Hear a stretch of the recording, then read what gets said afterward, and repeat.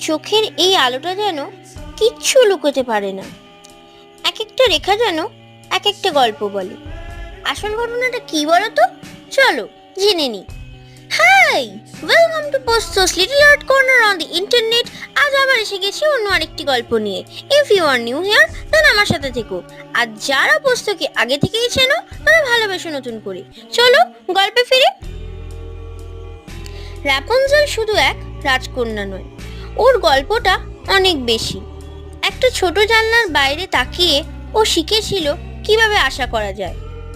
ওর চুল যেমন জাদু করেছিল, তেমনি ওর মনটাও ছিল সাহসী।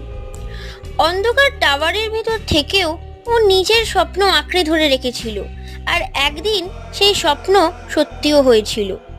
আজ আমি ওর চোখে সেই মিষ্টি আলোর ছায়াটুকুই ধরার চেষ্টা করছি। ভিডিওটি ভালো লাগলে লাইক করো। আজকের মতো টাটা।